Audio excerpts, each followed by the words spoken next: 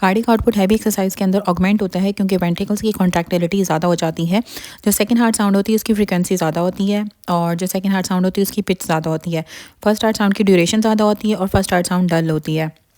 Standing position के अंदर venous return decrease कर जाता है। जब पेशेंट सिटिंग पोजीशन से स्टैंडिंग पोजीशन के अंदर जाता है तो वीनस रिटर्न डिक्रीज़ कर जाता है। वीनस रिटर्न डिक्रीज़ कर जाता है, उसकी वजह से कंपनसेटरी चेंजेस आते हैं। हमारा जो हार्ट रेट होता है वो ज़्यादा हो जाता है, कार्डिक आउटपुट ज़्यादा हो जाता है क्योंकि जब वीनस रिटर्न कम होगा तो हार्ट रेट ज़्यादा हो जाएगा और कार्डिक आउटपुट ज़्यादा हो जाएगा। तो जो मैकेनिज्म ऑफ कंपनसेशन होता है वो डिक्रीज वीनस रिटर्न होता है और जो कंपनसेटरी चेंजेस आते हैं उसमें हार्ट रेट ज़्यादा हो जाता है, कार्डिक आउटपुट ज़्यादा होता है। चेंजेस के अंदर जो है वो हार्ट रेट ज़्यादा हो जाएगा और कार्डिक आउटपुट ज़्यादा हो जाएगा। और जो कंपनसेशन होती है उसमें क्या होता है कि मैकेनिज्म ये होता है कि आपका वीनस रिटर्न डिक्रीज़ कर जाता है।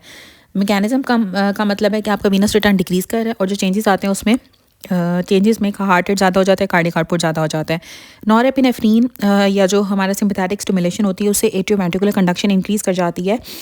एट्रियल सिस्टली के एंड के ऊपर वेंट्रिकल्स मैक्सिमली फिल होते हैं। जो मैक्सिमम फिलिंग होती है वेंट्रिकल्स की, रैपिड फिलिंग फेज जो होता है वेंट्रिकल्स का, उसमें इनका प्रेशर मिनिमम होता है और एट्रियल सिस्टली के एंड पे वेंट्रिकल जो है ना मैक्सिमली फिल होते हैं। जब जाहिर सी बात है एट्रिया कॉन्ट्रैक्ट कर जाएंगे, एट्रियल सिस्टली का एंड होगा तो तभी मैक्सिमम जो है ना वेंट्रिकल्स की फिलिंग होगी। तो मैक्सिमम वेंट्रिकल्स फिल करते हैं एट्रियल सिस्टली में और जो मैक्सिमम वेंट्रिकल्स की जो फिलिंग होती है वो रैपिड फिलिंग के अंदर, रैपिड फिलिंग फेज के अंदर मैक्सिमम वेंट्रिकल की फिलिंग होती है और जो मैक्सिमली फिल्ड हो जाते हैं वेंट्रिकल्स वो एट्रियल सिस्टली के एंड पे मैक्सिमली फिल्ड हो जाते हैं। एट्रिया स्ट्रेच करता है, एट्रिया अगर स्ट्रेच हो जाएगा तो उसकी वजह से टेकीकार्डिया हो जाता है, हार्ट रेट ज़्यादा हो जाता है क्योंकि इसे हम कहते हैं brain bridge reflex. Brain bridge reflex के अंदर जब आपके एट्रियम या एट्रिया स्ट्रेच करते हैं तो उसकी वजह से हार्ट रेट ज़्यादा हो जाता है। वीनस रिटर्न डिक्रीज़ करता है स्केलेटन मसल की पैरालिसिस के अंदर क्योंकि हमारे जो स्केलेटन मसल्स होते हैं लोअर लिम्ब के अंदर, लेग्स के अंदर, वो पुश करते हैं वेन्स को और जिसकी वजह से आपका वाल्व्स ओपन हो जाते हैं और कॉन्ट्रैक्ट करते हैं तो वाल्व्स ओपन हो जाते हैं आपकी लेग्स के अंदर और वो ब्लड को पुश करते हैं टुवर्ड्स द हार्ट। अगर तो स्केलेटन मसल्स की पैरालिसिस हो गई होगी तो जो वीनस रिटर्न होता है वो डिक्रीज़ कर जाता है। कार्डिक आउटपुट आपकी राइट साइड का और लेफ्ट साइड का जो ना एक दूसरे के साथ 100% इक्वल होता है। वीनस रिटर्न डायरेक्टली प्रोपोर्शनल होता है मीन सिस्टमिक फिलिंग प्रेशर के। जो फोर्थ हार्ट साउंड होती है वो एट्रियल डीपोलराइजेशन में हमें मिलती है। Fourth heart sound atrial depolarisation के अंदर मिलती है। जो pace maker of the heart होता है वो एसए नोड होता है। कॉन्ट्रैक्शन ऑफ द वाल्व हमें वी वेव से नज़र आती है और जो आइसोवॉल्यूमेट्रिक रिलैक्सेशन के अंदर वी वेव आ रही थी और सेकंड हार्ट साउंड के अंदर वी वेव आती है। और आइसोवॉल्यूमेट्रिक कॉन्ट्रैक्शन या फर्स्ट हार्ट साउंड के अंदर जो है वो सी वेव आती है। जो एट्रियल नाइट्रिक यूरेटिक पेप्टाइड होता है वो एट्रियल स्ट्रेच की वजह से रिलीज़ होता है और जो बीएनपी होता है वो वेंट्रिकल से रिलीज़ होता है। अगर एक पेशेंट स्टैंड होता है तो उसकी पल्स रेट ज़्यादा हो जाती है क्योंकि वीनस रिटर्न डिक्रीज़ कर जाता है। मैकेनिज्म क्या होता है, वीनस रिटर्न डिक्रीज़ करता है तो कंपनसेटरी चेंजेस में हार्ट रेट और कार्डिक आउटपुट ज़्यादा हो जाता है क्योंकि जब वीनस रिटर्न डिक्रीज़ करता है ना तो बैरोसेप्टर की फायरिंग जो होती है वो डिक्रीज़ कर जाती है। बैरोसेप्टर की फायरिंग डिक्रीज़ करती है तो सिम्पैथेटिक आउटफ्लो इंक्रीज़ कर जाता है। सिम्पैथेटिक आउटफ्लो इंक्रीज़ करता है तो हार्ट रेट ज़्यादा हो जाएगा और कार्डिक आउटपुट ज़्यादा हो जाता है। 60% जो वेंट्रिकल्स होते हैं ना वो and of the atrial systole के ऊपर फिल हो जाते हैं। जब एट्रियल कॉन्ट्रैक्ट कर जाएंगे तो 60% वेंट्रिकल्स होते हैं वो फिल हो जाते हैं। हार्ट रेट 80 होगा तो जो आर इंटरवल होगा 0.75 सेकंड का होगा क्योंकि जो 0.75 सेकंड का जब आर इंटरवल होगा तो इसका मतलब 20 बॉक्सेस आ रहे हैं। हार्ट रेट को हम कैलकुलेट करते हैं कि 1500 को डिवाइड करते हैं नंबर ऑफ स्मॉल बॉक्सेस से। तो 0.75 आर इंटरवल का मतलब होता है कि उसके दरम्यान में 20 बॉक्सेस आ रहे हैं तो 1500 को हम डिवाइड कर देंगे 20 से तो 75 आ जाएगा। तो 75 आपका हार्ट रेट होगा जो 80 के इक्वली और आर इंटरवल जो है 0.75 सेकंड्स का होगा। 1 लीटर ब्लड लॉस अगर होगा तो स्ट्रोक वॉल्यूम डिक्रीज़ कर जाता है। जाहिर सी बात है जब ब्लड लॉस होगा तो स्ट्रोक वॉल्यूम डिक्रीज़ कर जाता है, लेकिन अगर 1.5 लीटर्स ब्लड लॉस होगा तो फिर बीपी डिक्रीज़ करता है। मतलब 1.5 लीटर ब्लड लॉस के बाद आपका बीपी डिक्रीज़ होना स्टार्ट होता है, लेकिन अगर 1 लीटर ब्लड लॉस हो रहा है तो सिंपल आपका स्ट्रोक वॉल्यूम कम होगा। वेगल स्टिमुलेशन की वजह से जो आपकी एसए नोड की परमेबिलिटी होती है ना वो पोटाशियम की ज़्यादा हो जाती है। पैरासिम्पैथेटिक स्टिमुलेशन सोडियम के लेवल्स को, सोडियम के इन्फ्लक्स को कम करती है और पोटाशियम की ईफ्लक्स को या पोटाशियम की जो परमेबिलिटी होती है उसको ज़्यादा कर देती है एसए नोड के अंदर। जो न्यूट्रोफिल ग्रैनुलोसाइट्स होते हैं वो हमें कार्डिक इन्फार्क्ट्स के अंदर मिलते हैं और जो पार्शियल प्रेशर ऑफ ऑक्सीजन और कार्बन डाइऑक्साइड है ना वो डिफरेंट आर्टरीज के अंदर डिफरेंट होता है। जो मेजर डिफरेंस होता है ना वो आपकी पल्मोनरी आर्टरी और एओर्टा के अंदर होता है, पार्शियल प्रेशर ऑफ ऑक्सीजन और partial pressure of carbon dioxide का। अब हम रिवाइज कर लेते हैं कि जो कार्डिक आउटपुट होता है वो हैवी एक्सरसाइज के अंदर ऑगमेंट होता है, वेंट्रिकल्स की कॉन्ट्रैक्टिलिटी क्योंकि इंक्रीज कर जाती है। जो सेकंड हार्ट साउंड होती है उसकी फ्रीक्वेंसी ज़्यादा होती है। स्टैंडिंग पोजीशन के ऊपर वीनस रिटर्न डिक्रीज कर जाता है, मैकेनिज्म वीनस रिटर्न डिक्रीज कर जाएगा और कंपनसेटरी चेंजेस के अंदर हार्ट रेट और कार्डिक आउटपुट ज़्यादा हो जाता है। नॉरएपिनेफ्रीन एवी कंडक्शन को इंक्रीज़ कर देती है। मैक्सिमम वेंट्रिकल्स फिल हो जाते हैं at the end of atrial systole. Atria stretch करता है तो टाकिकार्डिया हो जाती है, इसे ब्रेन ब्रिज रिफ्लेक्स कहते हैं। वीनस रिटर्न डिक्रीज कर जाता है जब स्केलेटन मसल्स की पैरालिसिस होती है। कार्डिक आउटपुट जो राइट साइड का होता है वो लेफ्ट साइड के कार्डिक आउटपुट के साथ 100% होता है। जो वीनस रिटर्न होगा ना वो डायरेक्टली प्रोपोर्शनल होता है मीन सिस्टमिक फिलिंग प्रेशर के, और जो वीनस रिटर्न था वो एंडास्टोलिक वॉल्यूम के ऊपर भी डिपेंड कर रहा था, और जो एंडास्टोलिक वॉल्यूम होता है वो प्री लोड का डिटर्मिनेंट होता है। जो फोर्थ हार्ट साउंड होती है वो एट्रियल डीपोलराइजेशन या एट्रियल सिस्टोली में हमें मिलती है।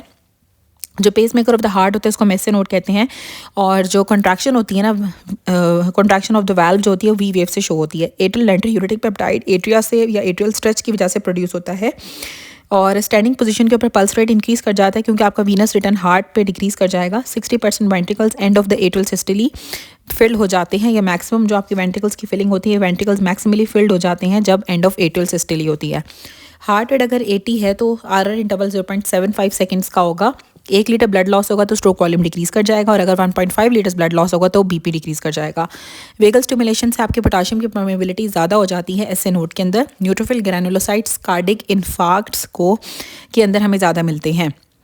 पार्शियल प्रेशर ऑफ ऑक्सीजन और partial pressure of carbon dioxide के अंदर मेजर डिफरेंस होता है आपके एओर्टा और पल्मोनरी आर्टरी में। एओर्टा और पल्मोनरी आर्टरी के अंदर का पार्शियल प्रेशर ऑफ ऑक्सीजन और partial pressure of carbon dioxide के अंदर एक मेजर डिफरेंस होता है।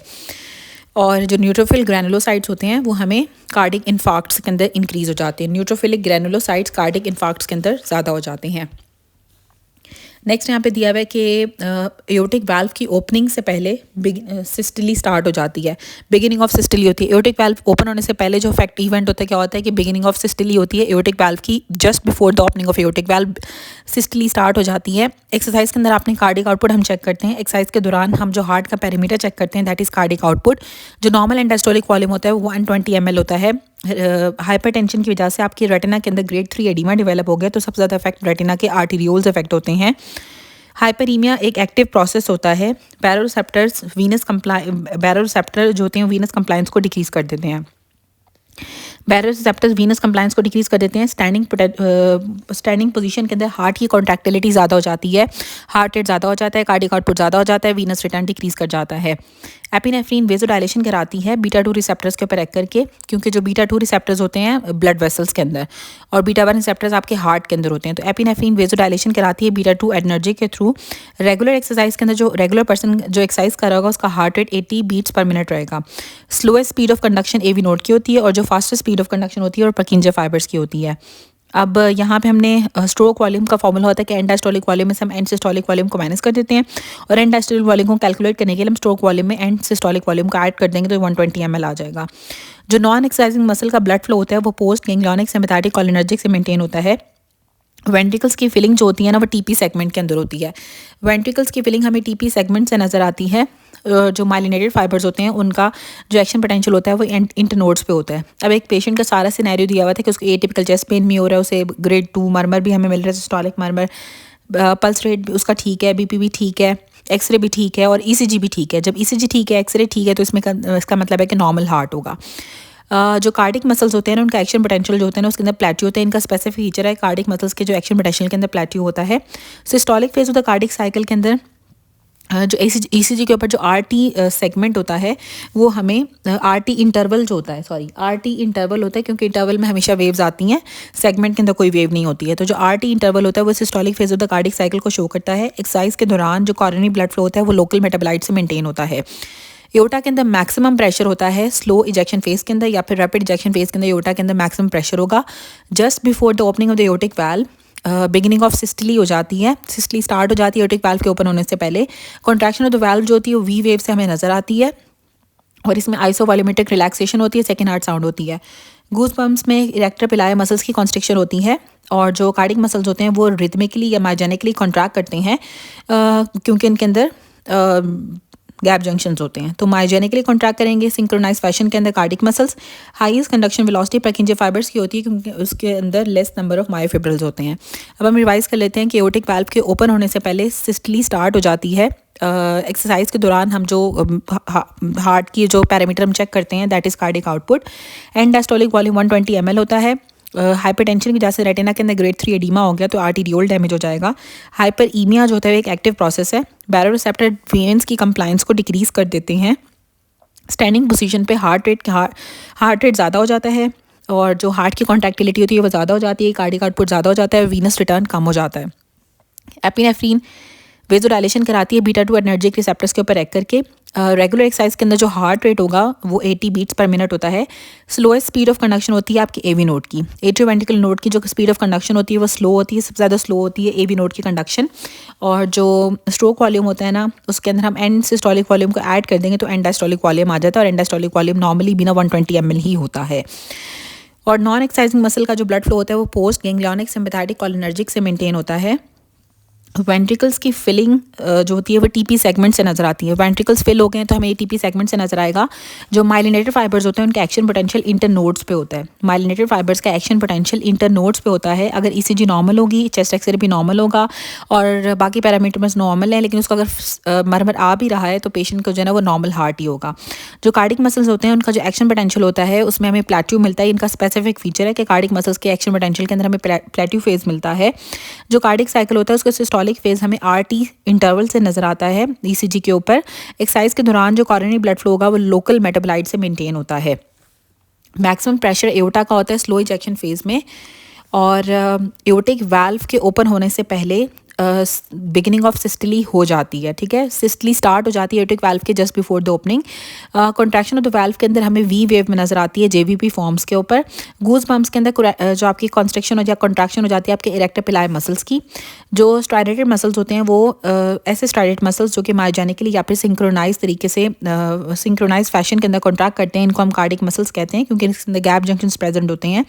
हाईएस्ट कंडक्शन वेलोसिटी परकिंजर फाइबर्स की होती है। नेक्स्ट MCQ दिया हुआ है कि प्रेशर को हम जब मैयर करते हैं वीनस और आर्टीरियल साइड के दरमियान के प्रेशर को मैयर करेंगे जब हार्ट को आपने कम्प्लीटली स्टॉप कर दिया, लार्ज ब्लड वेसल्स को बिल्कुल ऑक्लूड करके जब हम प्रेशर को मैयर करते हैं उसे हम मीन सिस्टमिक फिलिंग प्रेशर कहते हैं। और जो वीनस रिटर्न होता है वो डायरेक्टली प्रोपोर्शनल होता है मीन सिस्टमिक फिलिंग प्रेशर के। वीनस रिटर्न डायरेक्टली प्रोपोर्शनल होता है मीन सिस्टमिक फिलिंग प्रेशर के।